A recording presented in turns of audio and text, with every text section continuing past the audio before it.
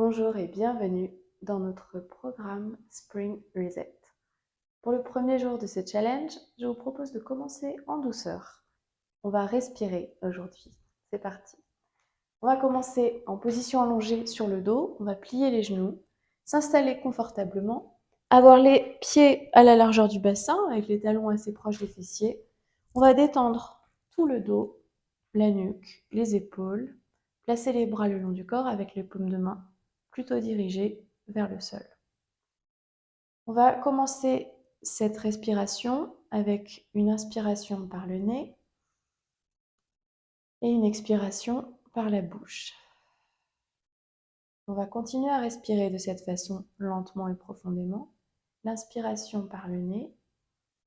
Et sur l'inspiration, on essaiera d'ouvrir la cage thoracique sur les côtés, comme si on ouvrait un accordéon. En expirant avec la bouche, on va simplement refermer la cage thoracique. Encore, inspire par le nez. La cage thoracique s'ouvre. Si on pose les mains sur le thorax, les mains s'éloignent l'une de l'autre. Expiration par la bouche. On referme la cage thoracique. Quand on inspire, le muscle sous le thorax, le diaphragme, s'aplatit. Et quand on expire, le diaphragme s'arrondit comme un parapluie quand on referme la cage thoracique. Encore 2 fois comme ça, avec cette notion d'ouverture et de fermeture latérale de la cage thoracique. Inspire. Expire. Encore une fois, inspire. Par le nez, ouvre la cage thoracique. Expire par la bouche et referme la cage thoracique. Bien, on va ajouter quelques notions au fur et à mesure de la respiration. Donc on va continuer à inspirer par le nez en ouvrant la cage thoracique sur les côtés. Sur l'expiration avec la bouche, en plus de refermer la cage thoracique, on va également fermer ici l'espace, on va le réduire entre les basses-côtes et les hanches. Donc on va inspirer par le nez, on ouvre la cage thoracique, on expire par la bouche, on ferme l'espace ici et on referme la cage thoracique. D'accord? On essaye de visualiser ça pour l'instant. Inspire, expire. On peut fermer les yeux pour se connecter plus facilement à ces sensations internes. On continue, inspire par le nez. La cage thoracique s'ouvre, expire par la bouche. On ferme l'espace ici comme si on aspirait le nombril à l'intérieur, comme si on voulait rapprocher le nombril du bas de colonne, tout en fermant l'espace entre les basses-côtes et les hanches, et en rapprochant les 2 parties de la cage thoracique. Une dernière fois comme ça.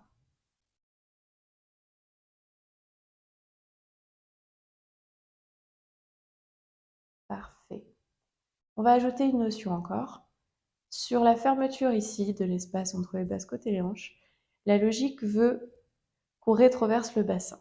Ça se fait naturellement quand on ferme ici.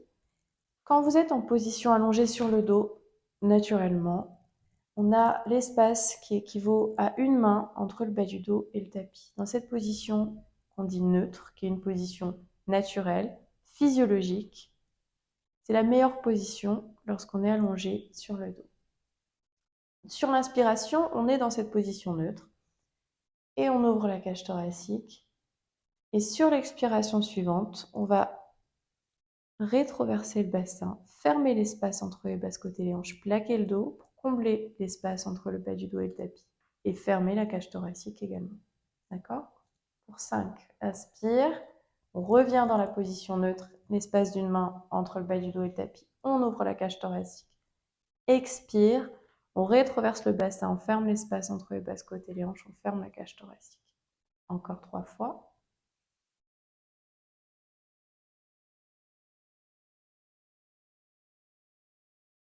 Encore 2 fois, inspire. Bas du dos décollé, pas trop, une main seulement. On ouvre la cage thoracique. Expire, on vient plaquer le dos, rétroverser le bassin pour fermer l'espace entre les basses-côtes et les hanches et refermer la cage thoracique. On essaie de penser quand on expire que ça va de bas en haut. Encore une fois, inspire en position neutre, ouvre le thorax. Expire en position rétroversée, ferme l'espace entre les basses-côtes et les hanches, ferme la cage thoracique. On continue, on ajoute encore quelques notions. Sur la rétroversion du bassin, quand on vient plaquer le dos, on va aider ce mouvement en serrant les fessiers. C'est pareil, ça vient naturellement. Mais je préfère intégrer les notions les unes après les autres. Donc, dans cette logique d'aller de bas en haut, on va d'abord engager les fessiers en expirant, puis rétroverser pour plaquer le dos, fermer l'espace ici et fermer la cage thoracique. Tout ça sur la même expiration, bien entendu. On inspire, dos neutre.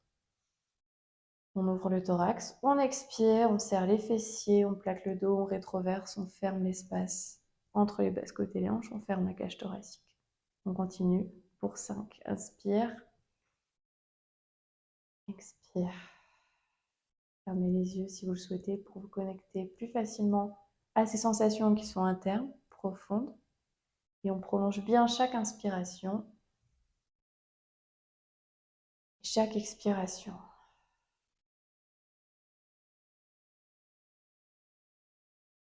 Encore.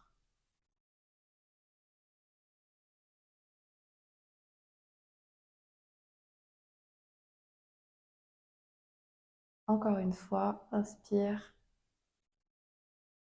expire. Bien.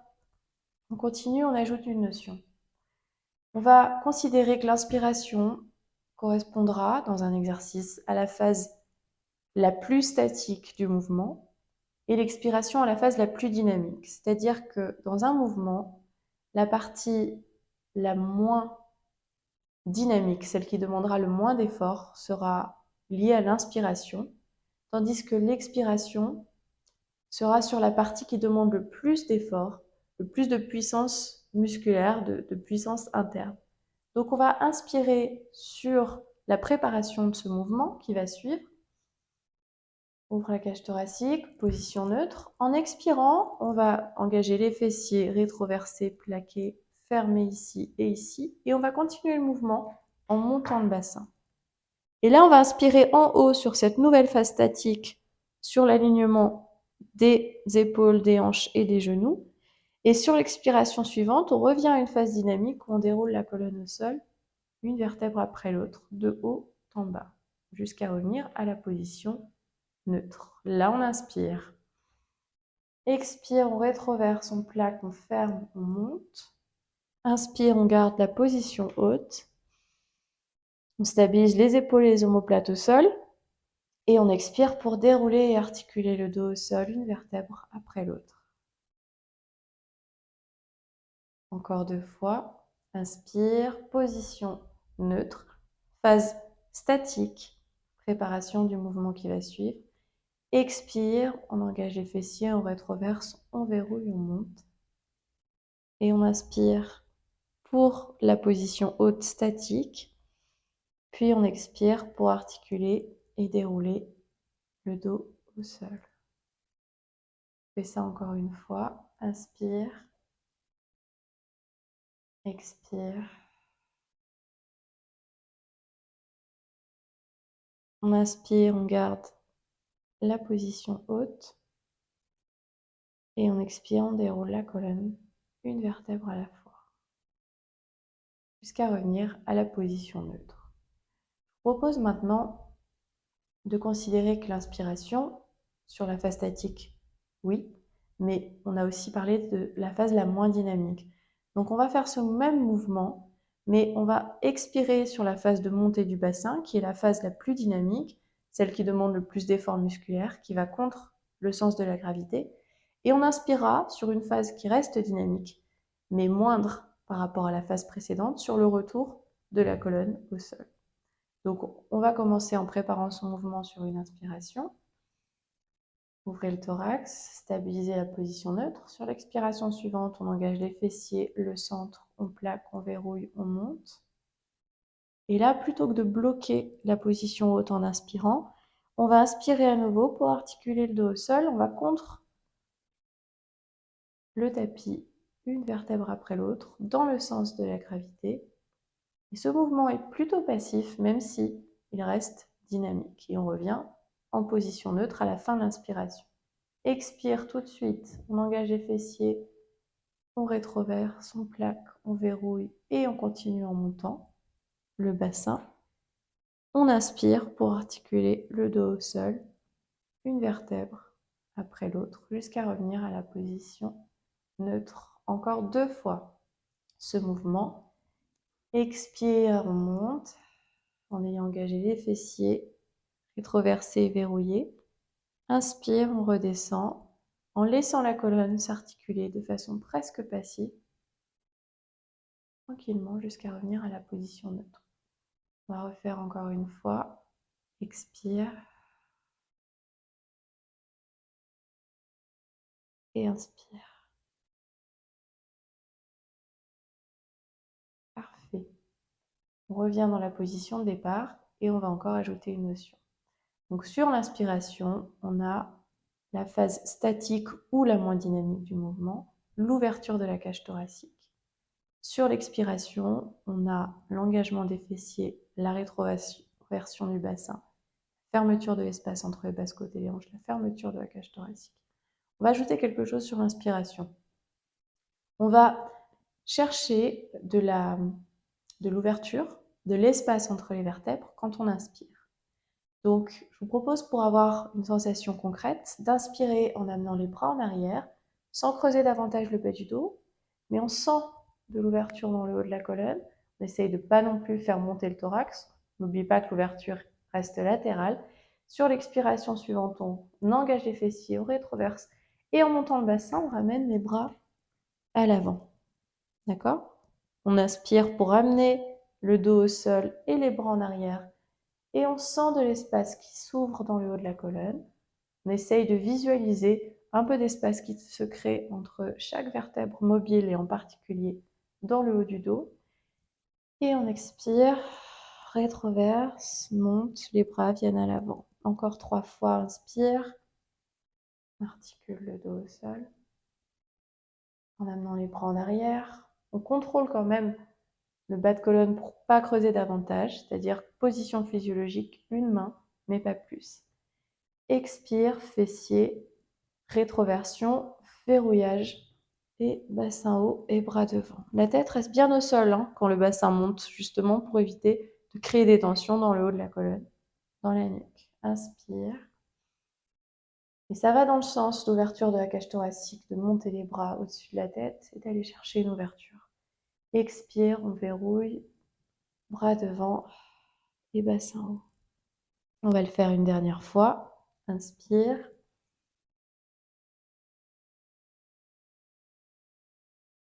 Et expire.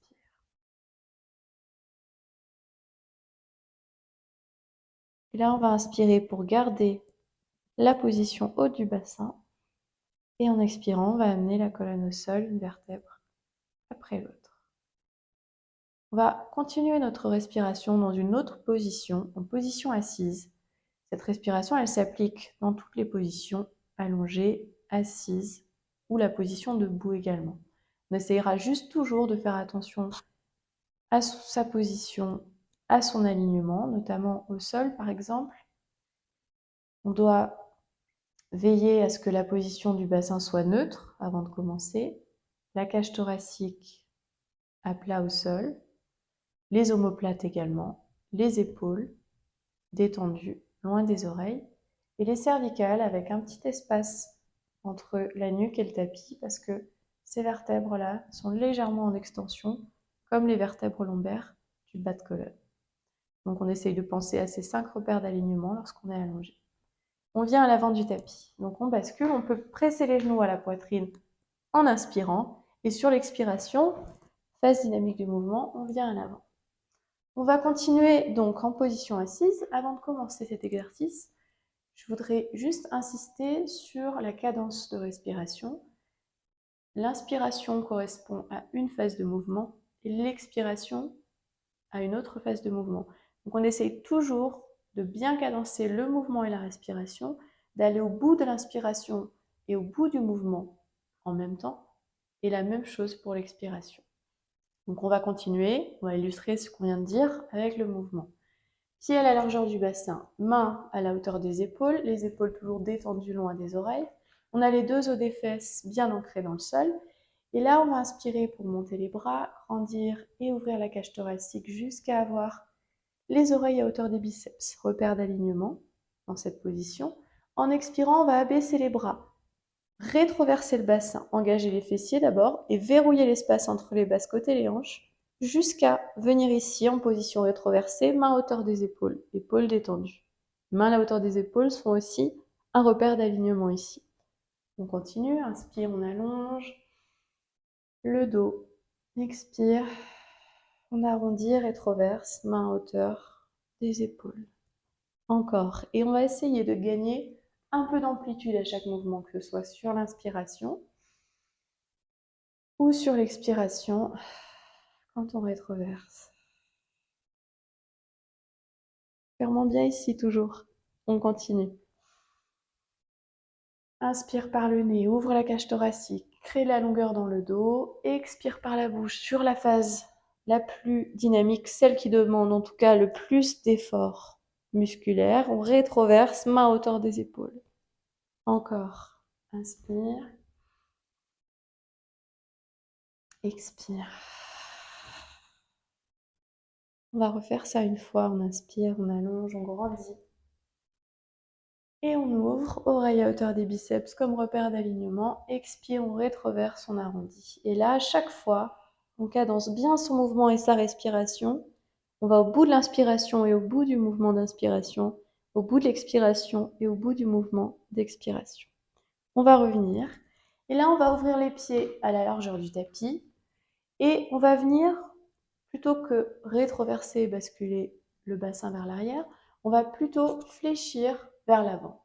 On va continuer en cadençant toujours le mouvement et la respiration. Il faut vraiment s'entraîner à chaque fois à ne pas se mettre en apnée, à ne pas avoir tendance à se retenir de respirer pendant un effort pour pouvoir ensuite expirer comme une forme de soulagement après. Non, même si ce n'est pas quelque chose de naturel, on inspire pour préparer son mouvement avant de commencer ou sur la phase la plus douce du mouvement, et on expire pour solliciter la puissance du centre et exécuter son mouvement correctement et apporter le maximum de bénéfices à l'exercice. Donc les pieds à la largeur du tapis, les mains à la hauteur des épaules comme premier repère d'alignement. On va inspirer pour monter les bras, grandir, ouvrir la cage thoracique jusqu'à avoir les oreilles à la hauteur des biceps. On essaye de garder les épaules détendues. Et là, en expirant, on va fléchir les coudes. En fait, on va recentrer, chercher sa puissance et on va plonger vers l'avant et aller chercher loin devant en fléchissant le buste, les oreilles à la hauteur des biceps également. Inspire, on monte, on allonge, on grandit et on ouvre. Expire, on fléchit, on abaisse bien les épaules tout le temps et on plonge vers l'avant, on va chercher loin devant. Et pareil, on essaye de donner un peu plus d'amplitude à chaque mouvement. L'inspiration pour grandir et ouvrir. L'expiration pour fléchir, puiser dans le centre et plonger vers l'avant. Et on essaye aussi de gagner de la longueur en flexion quand on expire. Encore 2 fois, inspire. Expire. Encore une fois, inspire. Et expire. Oreille à hauteur des biceps quand on est en pleine flexion de la colonne. On va tranquillement dérouler le dos et revenir. Je vous propose qu'on fasse un petit récap de tout ce qu'on vient de se dire et d'essayer d'appliquer cette respiration le plus souvent possible. On commence avec ça, on essaye d'y penser plusieurs fois par jour, on essaye de le faire assis sur une chaise en faisant attention à sa posture. On essaye aussi d'y penser quand on est allongé dans son lit, par exemple. Donc l'inspiration, c'est l'ouverture latérale de la cage thoracique, comme un accordéon. C'est de la longueur dans la colonne, de l'espace qui se crée entre chaque vertèbre. C'est aussi la phase la plus statique d'un mouvement, la phase de moindre effort dans un exercice. L'expiration, c'est la fermeture de l'espace entre les basses-côtes et les hanches. C'est le nombril qui vient se plaquer vers le bas de la colonne. C'est la fermeture de la cage thoracique, l'engagement des fessiers. C'est également la puissance musculaire interne et profonde pour exécuter un mouvement. On essaye de penser à ça le plus souvent possible, de respirer correctement, de bien faire monter l'inspiration, de bien gainer sur l'expiration. Et on essaye de faire attention à ses épaules, toujours loin des oreilles. On essaye de s'offrir au moins une dizaine de respirations par jour. On peut fermer les yeux pour bien se connecter à ses sensations internes, sentir le travail du transverse, le muscle abdominal le plus profond ici. On essaye de faire un peu tout ça. D'ici à demain, en tout cas. Merci, très belle journée et à demain pour un